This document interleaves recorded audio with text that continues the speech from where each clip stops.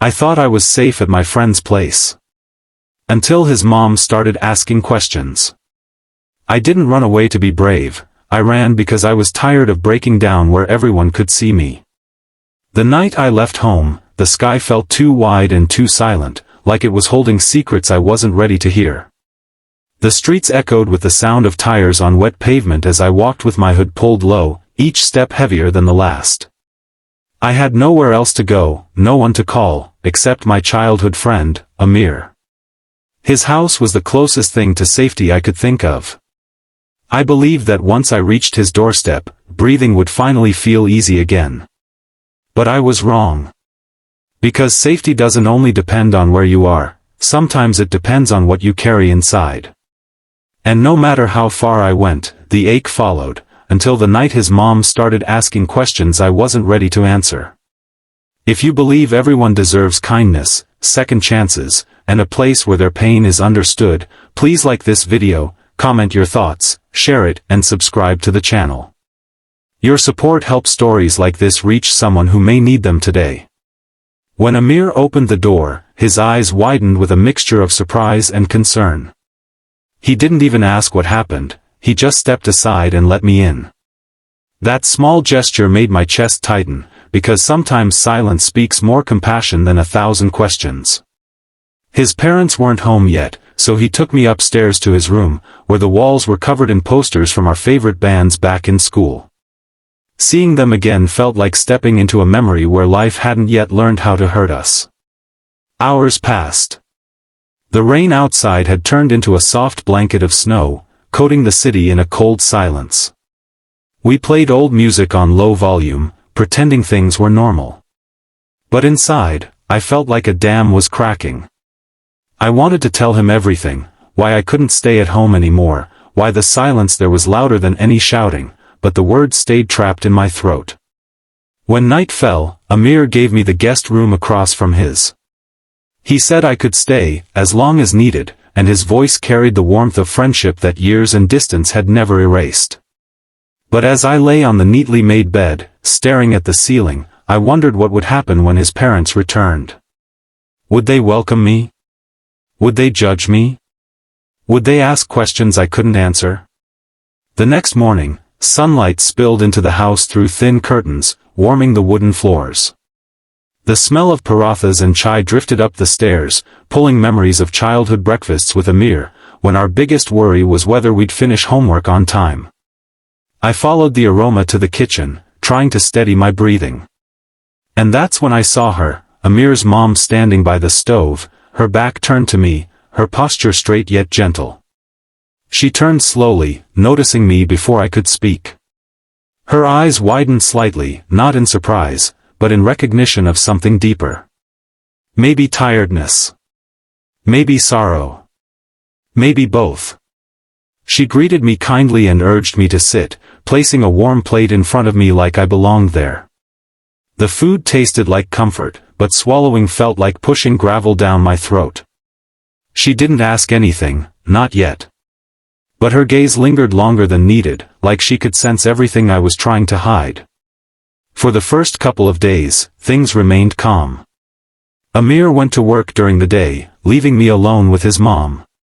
She didn't push, but her silence felt different from his. It wasn't the silence of avoiding questions, but the silence of preparing to ask them.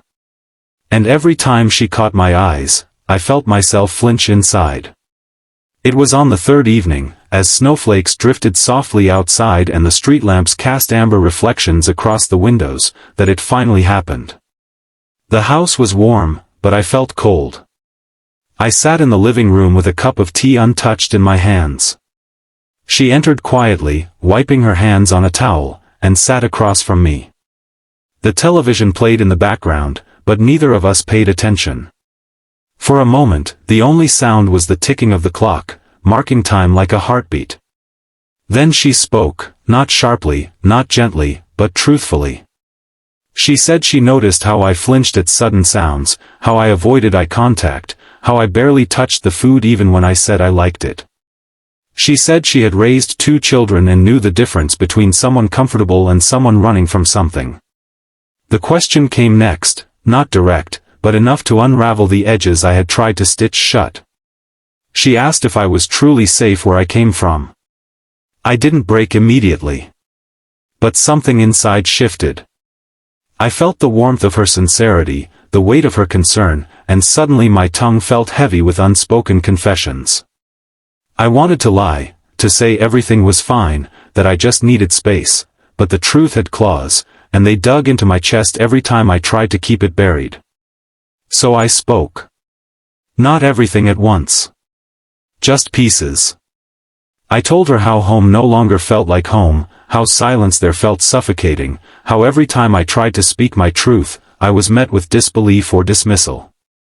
I told her about the loneliness that sat on my chest at night, the arguments that drained me, the expectations that crushed me. With every sentence, I felt myself peeling away a layer I didn't know still clung to me. She listened, leaning forward slightly, hands clasped in her lap, eyes filled with something I hadn't seen in a long time, understanding without judgment. When I paused, afraid I'd said too much, she didn't fill the silence with pity. Instead, she offered something gentler, presence. She said my pain wasn't something to be ashamed of. That asking for space wasn't weakness. That sometimes leaving wasn't running away, it was walking toward the possibility of healing. She didn't ask if I wanted to go back home, didn't push me to reconcile, didn't force advice down my throat. Instead, she asked the question that tore something open in me: what do you need to feel safe again? No one had ever asked me that before. In that moment, I felt tears burning behind my eyes, but I blinked them away. I wasn't ready to cry, not yet. But her words settled like a seed inside me, a beginning I didn't expect. And for the first time in years, I felt seen. The days that followed were slow but gentle. She never repeated the questions, but she always checked in, subtle things like placing tea beside me without asking, leaving blankets folded at the corner of the couch, suggesting walks outside to breathe the winter air. Amir didn't know the full story, but I noticed how he stayed home more often, as if silently guarding the space that was helping me heal. Healing wasn't immediate. Some mornings I woke up feeling lighter, some nights I fell asleep feeling crushed. But every time I struggled to breathe, the house didn't let me drown. The warmth of family I had once taken for granted wrapped around me, not a cure, but a comfort. Slowly, I learned that speaking wasn't the hardest part, believing someone was truly listening was. One evening, as snow fell thick outside and the world seemed quieter than usual, I sat alone by the window. Streetlights cast golden halos on the pavement, and something inside me finally loosened. The tears I had been holding back for weeks slipped down my cheeks. They weren't the tears of breaking, they were the tears of starting again. Amir's mom saw me from the doorway but didn't interrupt. She placed a hand gently on my shoulder as she passed by, and that small touch felt like permission, to hurt, to heal, to hope. I realized then that I hadn't just needed a place to stay.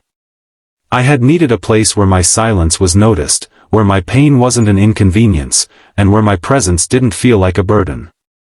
I had needed someone to ask questions, not to pry, but to care. And I had found it here, in the warmth of a home that wasn't mine, but still offered me peace. If this story touched your heart, please like this video, share it with someone who might need it, and subscribe to the channel for more stories of healing, humanity, and second chances. Your engagement helps these stories reach those who are silently struggling. Before I let you go, I want to ask something special. Comment below. I believe everyone deserves a safe place to heal. Let your words be a light for someone scrolling through the darkness. In the end, I didn't stay forever. But I left differently than I arrived.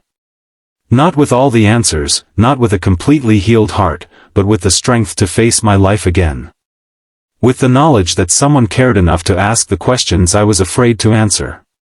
And the realization that sometimes safety isn't a destination, it's the moment you finally let yourself breathe without fear.